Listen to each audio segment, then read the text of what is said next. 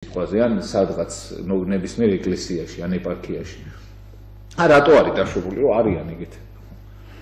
იცით რა, საერთოდ მე ესე ვფიქრობ, რომ ყოველთვის რაც არ უნდა ხდებოდეს, რასაგანზეც არ უნდა ლაპარაკობდეთ, ესე იგი ძალიან მნიშვნელოვანია პირველ რიგში შევთანხმდეთ შეფასების კრიტერიუმებს.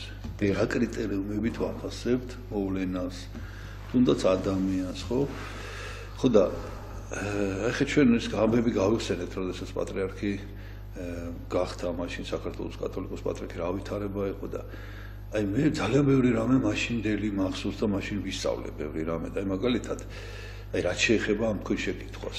მე ესეთი რამ მახსოვს, რომ როდესაც დავიწყე, ეკლესიაში სიარული ერთ-ერთი სადაც მოვხდი, ეს არის გალობის გაკეთილებზე. ხო და საერთოდ ქრისტიანმა გალობა აუცილებლად უნდა იცოდეს, მიუხედავად იმისა, სმენა აქვს თუ არა აქვს, გალობა ეს არის ლოცვა, ლოცვის ფორმა არის და შესაბამისად გალობა უნდა შეისწავლოს და არჩეულებრივი მასწავლებელი ყავდა ლია სალაყაია, ეხლა სასწავლო ადამიანი ფაქტურად მთელ საქართველოში თუ სადმე გალობაა, მგონი მის დამსახურებაა მათ შორის. ხო და აი ამ გალობაზე რომ დავიწყეთ სიარული, ძალიან ბევრ საკითხებზე ვსაუბრობდით ხოლმე, ეს ჩემთვისაც ახალი იყო ეკლესიაში, შევადგი ფეხი ესე რომ ვთქვათ. და იცით რა საინტერესო რაღაცა მითხრეს ამ გალობას რაც შეეხება, რომ თუ შენ არ გალობ ტაძარში, აი თუ არ აყვებ, აი ტაძარში გახარ წარმოიდგინეთ ღვთისმსახურებას, ხო?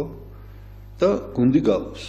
აი თუ შენ მხოლოდ ხარ მსმენელის როლში, შენ აუცილებლად ნომაის თუ მუსიკალური ან სმენა გაქვს განათლება რაღაცა, არა თუ არ მონაწილეობ, აფასებ ამას და ამბობ რომ აი ეს რაღაც უდათი გალობა, ეხა ამან აჩქარა, ეხა ის რაღაცა ყალბი ბგერა გაუშვა და შენს ყურს ხვდება დაშვებული შეცდომები.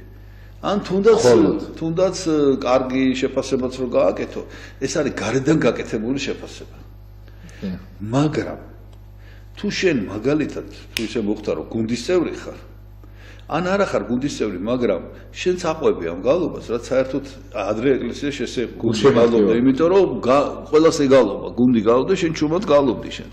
როგორც კი შენ იწყებ მონაწილეობას ამაში, ეს შეფასებები გავიწყდება და თუ რაღაცა ისე არ არის, ტკივა გაწუხებს შენ თვითონ.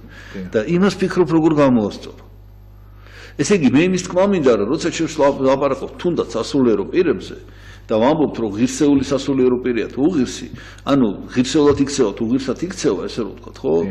მე მინდა გითხრათ რომ მე პირადად თუ დამიჯერებთ, არ შემხვედრია სასულიერო პირი, რომელსაც რაღაცა განსაკუთრებული, აი სასულიერო თუ აი შემთხვევით როგორ შეიძლება გახდეს და